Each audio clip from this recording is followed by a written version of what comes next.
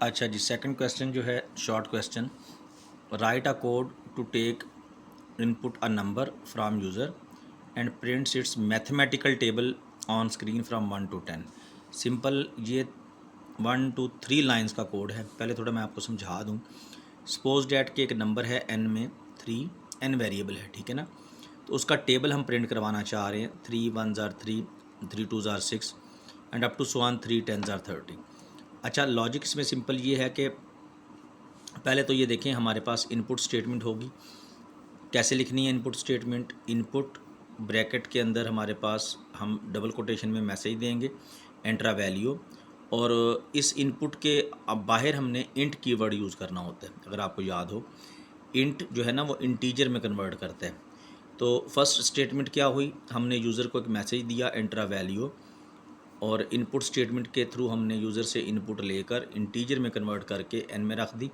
अब चूँकि हमने जो लूप यहाँ पे यूज़ करना है इस प्रोग्राम में 1 से लेकर 10 तक यूज़ करना है, ठीक है। लूप कैसे लिखेंगे? फॉर के इन रेंज 1, 11। अब 1 से स्टार्ट करेंगे और 11 तक जाएंगे। 11 तक ये नहीं जाएगा, 11 पे ये टर्मिनेट हो जाएगा, यानी ये 10 तक जाएगा। अब लूप के बारे में याद रखिएगा, रिवाइज़ कर लें कि लूप से हमें वैल्यूज़ मिलेंगी 1 से लेकर 10 तक। इस के में वैल्यूज़ आएंगी, ठीक है। फिर हमने क्या करना है, प्रिंट एक स्टेटमेंट लगाएंगे, प्रिंट, और किस किस चीज़ को प्रिंट करवाएंगे? एन को। एन में वो वैल्यू पड़ी है जो यूज़र से ली है, सपोज कर लें वो 3 है। तो फर्स्ट टाइम जब लूप के अंडर ये प्रिंट चलेगी, तो पहली दफ़ा n की वैल्यू 3 प्रिंट होगी, फिर k 1 प्रिंट होगा क्योंकि लूप से फर्स्ट टाइम 1 आएगा, और फिर ये देखें n इंटू के, यानी 3 और n की वैल्यू 3 और k की वैल्यू जो 1 आई हमारे पास लूप से, ठीक है, रेंज से, ये मल्टीप्लाई हो जाएगी। 3 1s are 3। तो ये फर्स्ट रो हमारी प्रिंट हो गई। उसके बाद फिर ये लूप चलेगा, ये इस तरह से दोबारा से लूप चलेगा हमारे पास। ये समझाने के लिए बता रहा हूँ, पेपर में ऐसा नहीं करना। तो उसके बाद सेकंड टाइम जब लूप चलेगा तो k से 2 आएगा रेंज से, n वही 3 प्रिंट होगा, k 2 प्रिंट होगा, और फिर 3 2s are 6 प्रिंट हो जाएगा, ठीक है ना। तो इसी तरह हमारे पास ये लूप चलता रहेगा, लूप से वैल्यूज़ आती रहेंगी और प्रिंट स्टेटमेंट उन वैल्यूज़ को प्रिंट करवाती रहेगी।